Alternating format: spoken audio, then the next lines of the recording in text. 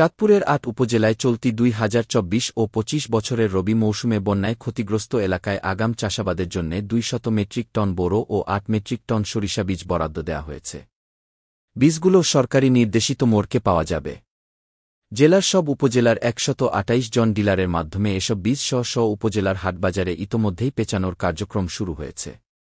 বাংলাদেশ কৃষি উন্নয়ন কর্পোরেশনের অধীন কৃষি সম্প্রসারণ বিভাগ খামারবাড়ি, চাঁদপুরের বীজ সরবরাহ কেন্দ্রের সিনিয়র সহকারী পরিচালক মোহাম্মদ খায়রুল বাশার ২২ সেপ্টেম্বর এ তথ্য জানান। প্রাপ্ত তথ্য মতে স্ব উপজেলার হাটবাজারের অনুমোদিত ডিলারগণ এ বীজ কৃষকগণের নিকট বিক্রি করবে বলে চাঁদপুর বীজ বিতরণ কেন্দ্র জানান।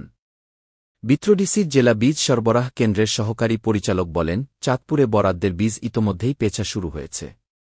ডিলারদের মধ্যে বিতরণ চলছে। প্রতিটি প্যাকেটে নির্ধারিত মূল্য সংযোজন করা হয়েছে। ক্রয়ের সময় কৃষক বন্ধুদের তা দেখে নিতে তিনি অনুরোধ জানান। কৃষক সরাসরি বীজ কেন্দ্র থেকে সরকারিভাবে বেঁধে দেয়া মূল্যে ক্রয় করতে পারবে। এদিকে বন্যাত্তর পুনর্বাসন কল্পে ও উৎপাদনের ধারাবাহিকতা বজায় রাখতে বাংলাদেশ কৃষি মন্ত্রণালয়ের বরাদ্দকৃত জেলার সকল উপজেলার ১৫,০০০ কৃষককে প্রণোদনা দিচ্ছে।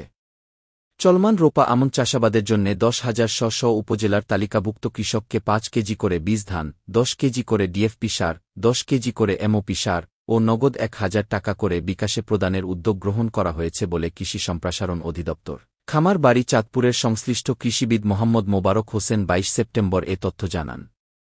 তিনি আরও জানান, বসতবাড়িতে উঁচু স্থানে শাকসবজি চাষাবাদে ৫,০০০ কৃষককে বিভিন্ন উন্নত জাতের শাকসবজির বীজও প্রণোদনা হিসেবে দেয়া হবে।